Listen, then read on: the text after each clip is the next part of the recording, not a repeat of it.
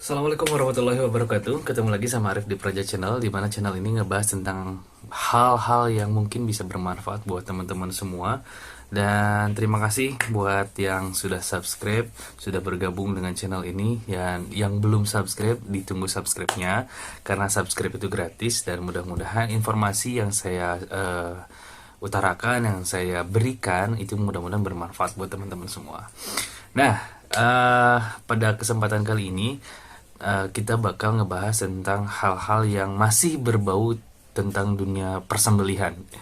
Kalau di episode sebelum-sebelumnya mungkin kita ngebahas tentang beberapa hal tentang alat sembelih, kemudian alat bantu untuk peralatan-peralatan yang biasa dipakai si juru sembelih.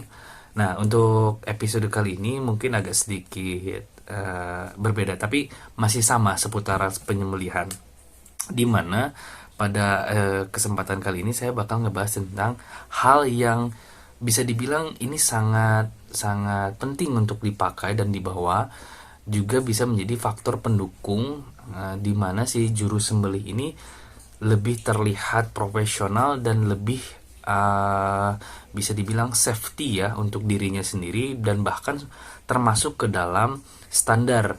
Kalau di kita itu mungkin ada yang namanya SKKNI. Nah, tapi ini ada tapinya. Ini ada versi yang kita bawa, kita induksi dari juru sembelih yang ada di luar. Tetap karena basically saya mungkin kiblatnya ke ke Turki. Makanya saya akan sedikit ngebahas tentang hal yang bakal kita perkenalkan ini. Nah, sebelum kita masuk ke objeknya, sedikit saya kasih informasi. Biasanya para juru sembelih itu agak sedikit banyak mungkin mengesampingkan hal ini. Padahal hal ini jika misalkan dibawa, jika misalkan dipakai, ini adalah sesuatu yang krusial. Ini sangat-sangat penting, karena dalam standarnya sendiri ini sangat dipakai, menjadi salah satu penilaian bagi seorang juru sembelih, terukur higienis atau tidak ketika dia melaksanakan penyembelihan. Nah, barangnya adalah ini dia. Nah, ini dia guys. Barangnya adalah scabbard. Scabbard ini adalah versi yang saya bawa ya. Ini versi yang saya induksi dari juru sembelih yang ada di Turki. Yang di Indonesia atau misalkan yang biasa dipakai oleh para juru sembelih pun ada. Salah satu contohnya mungkin scabbard yang segi empat. Scabbard yang segi empat, kemudian yang bisa isi atau yang kotak yang bentuknya seperti kubus ya gitu. Atau juga ada yang flat. Maksudnya yang flat itu yang dia seperti papan aja gitu. Nanti contohnya akan saya kasih lihat ya. Nah, beberapa juru sembelih itu ada yang menggunakan bawaan pabrik, ada juga yang bikin sendiri. Yang jadi catatan penting adalah standarnya itu steril. Kenapa? Karena dari beberapa penilaian mungkin yang ikutan standar penilaian SKKNI, bagi teman-teman yang sudah mengikuti standar pelatihan yang profesional lebih tahu ya. Cuman ini saya akan sedikit memberikan gambaran kepada teman-teman yang baru ingin bergabung di juru sembelih ini. Nah, biasanya scabbard itu dipakai oleh seorang juru sembelih itu sebagai untuk penyimpan si pisaunya sendiri. Seperti ini ya. Jadi ketika menyimpan si pisaunya ini, pertama yang harus menjadi penilaian adalah pisaunya itu tidak boleh longgar ketika dimasukkan ke sini. Jadi si scabbard itu adalah safety untuk si juru sembelihnya sendiri dan juga untuk orang di sekitarnya atau bahkan si hewan itu sendiri. Jadi ketika misalkan ada beberapa orang juga yang menggunakan scabbard itu yang asal simpen aja, tapi dia tidak mengindahkan standar safety-nya. Kenapa? Karena kalau misalkan ini kan alat tajam ya. Ketika misalkan kita tidak safety dalam penyimpanannya, ini bisa saja melukai si juru sembelihnya itu sendiri, atau juga si hewannya mungkin barangkali sebelum disembelih, atau orang di sekitarnya. Makanya kenapa standar scrap bar itu sendiri biasanya harus safety untuk dirinya, safety untuk hewannya, safety juga untuk lingkungan sekitarnya. Itu gambaran sedikitnya ya. Nah, sedikit contohnya adalah seperti ini. Jadi ketika dia dimasukkan bilah itu sebisa mungkin dia tidak longgar atau bahkan pas dengan ukuran si bilahnya itu sendiri. Nah, ada beberapa teman-teman juga yang menggunakan scrap bar yang bikin sendiri itu hanya asal nempel. Saya punya contohnya, tapi ini jangan ditiru ya. Dan ini juga salah juga sih sebenarnya ukurannya. Ya mungkin kurang lebih seperti inilah. Jadi hanya seperti ini gitu, longgar. Nah, ini kalau untuk sekedar simpan mungkin bisa, tapi kalau untuk safety sampai di bawah-bawah mungkin kurang baik. Kenapa? Seperti yang tadi saya bilang tadi, kita harus mementingkan juga standar keselamatan bagi si penyembelih, bagi hewannya itu sendiri, dan juga bagi lingkungannya. Nah, apakah yang saya pakai ini sudah termasuk standar? Ya walau alam ya, maksudnya penilaian standar itu kan itu ada ukurannya tersendiri. Cuman untuk mendekati, saya sendiri mengupayakan untuk sebisa mungkin safety untuk saya, untuk si hewannya sendiri, dan juga untuk lingkungan. Salah satu contohnya adalah scrap bar itu yang pertama harus dibuat dari bahan yang tidak menyerap darah. Dalam artian ketika si pisau ini sudah digunakan, dia kan otomatis pasti mengeluarkan darah ya, ada darahnya. Nah, ketika misalkan dimasukkan ke dalam si scrap bar, itu sebisa mungkin darahnya itu harus keluar. Jangan sampai tersimpan di si bilahnya sendiri. Karena itu salah satu menjadi faktor berkembangnya bakteri. Meskipun sudah dicuci, tetap ketika dimasukkan si airnya itu harus keluar, harus menetes gitu. Nah, scrap bar itu biasanya ada yang bawahnya itu bolong plong gitu ya, langsung bolong plong. Ada juga yang diberi rongga-rongga bolong sehingga memudahkan sirkulasi si air bekas cucian darah itu atau si darahnya itu keluar langsung. Nah, yang saya punya ini bawahnya itu ada alasnya, tapi saya buat bolong-bolong seperti ini. Ya, kurang lebih seperti ini ya. Ini juga harus memudahkan si darah itu keluar dengan sendirinya gitu pada saat digunakan. Dan biasanya si scrap bar itu sendiri efisien lah, bisa dibawa kemana-mana atau bahkan tersimpan lah di si samping si jagal atau si juru sembelih itu sendiri. Nah, ada beberapa scrap bar yang memang bawaan pabrik yang sudah memenuhi standar internasional dan juga standar SKKNI. Cuman kita kembali lagi ke selera ya, kembali lagi ke selera. Ada yang dari bahan fiber, ada kemudian yang bukan akrilik ya, mungkin ada yang bikin dari bahan akrilik, ada juga yang seperti yang saya bilang dari PVC, kemudian saya lapis lagi menggunakan kulit ya. Nah, kalau di Turki contohnya seperti yang ini.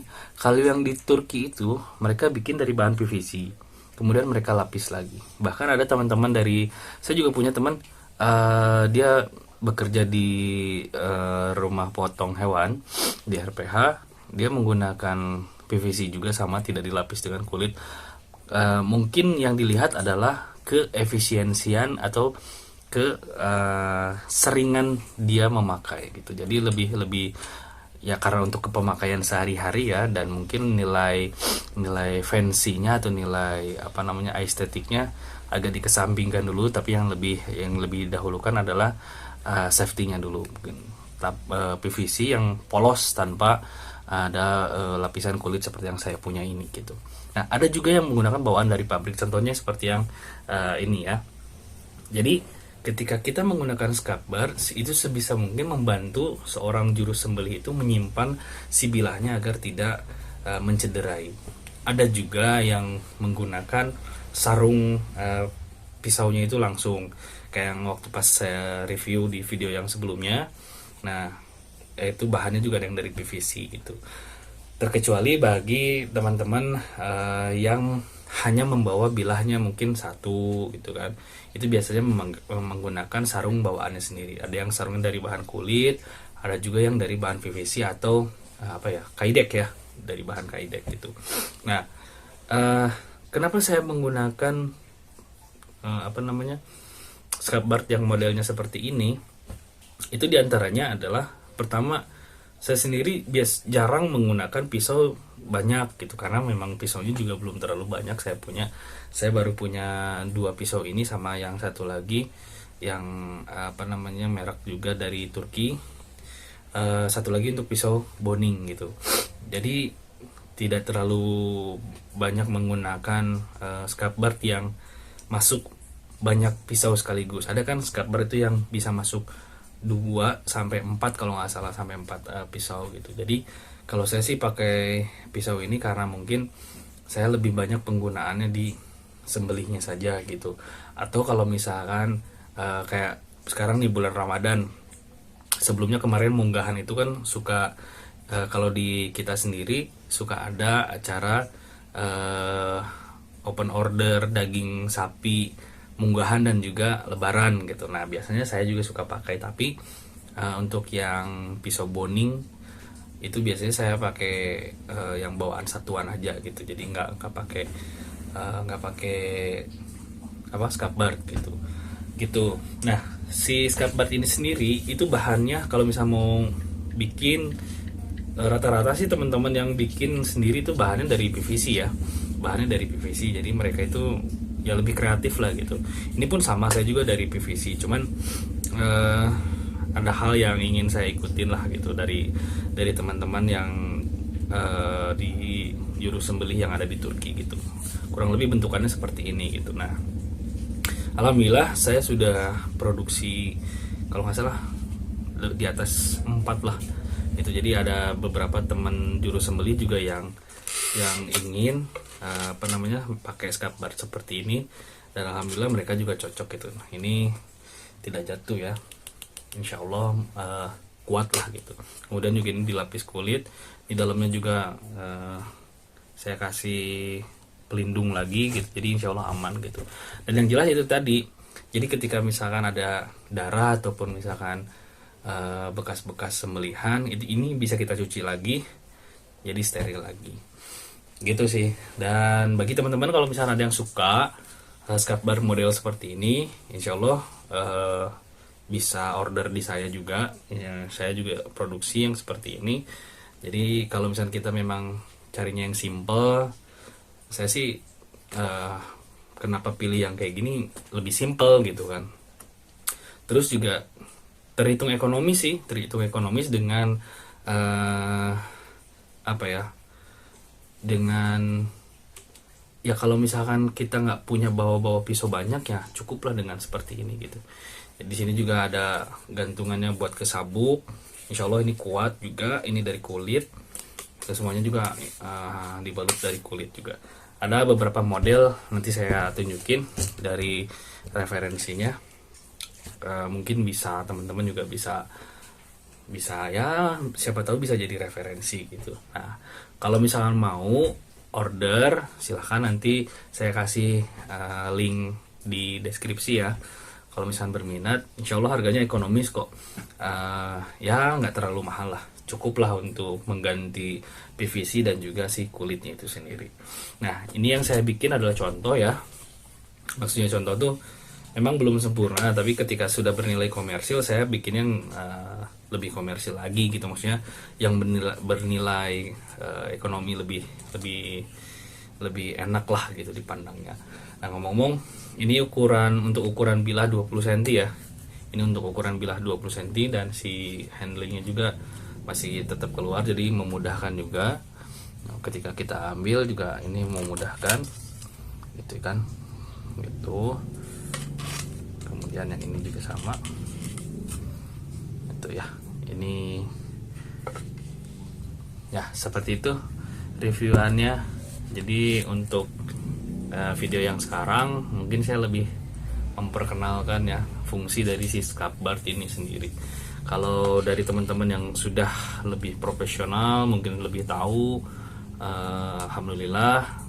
Kalau saya sih memberikan informasi bagi teman-teman yang mungkin masih belum paham, masih belum tahu tentang apa sih fungsinya scabbard itu gitu. Salah satunya tadi yang saya sebutkan, biar lebih steril dan juga lebih aman daripada kita bawa-bawa pisau di tenteng-tenteng nih, tenteng-tenteng kayak gini gitu kan. Ini agak cukup bahaya juga gitu. Makanya ketika kita sudah pakai scabbard seperti ini, ya insya Allah akan lebih terjaga juga gitu, akan lebih dan kitanya sendiri bisa terlihat lebih profesional sepertinya gitu. Karena kan di tenteng-tenteng satu, apa ya, kalau saya sendiri ngelihat kalau misalnya ada orang yang bawa pisau satu di tenteng-tenteng gitu, khawatirnya tuh ketika salah penggunaan atau salah pengaplikasian nanti akan membuat luka atau segala macam. Itu sih untuk reviewan kali ini, mudah-mudahan bisa bermanfaat buat teman-teman semua. Sekali lagi terima kasih buat teman-teman yang sudah subscribe, dan yang belum subscribe silahkan di subscribe dulu. Dan jika informasi ini bermanfaat buat kalian, silahkan di share, dan kalau misalkan ada yang perlu dikomentari silahkan komen di kolom komentar. Jangan lupa di like juga, sekali lagi jangan lupa di share dan juga di subscribe. Terima kasih. Nanti link dan nomor teleponnya saya simpan di deskripsi. Oke. Assalamualaikum warahmatullahi wabarakatuh.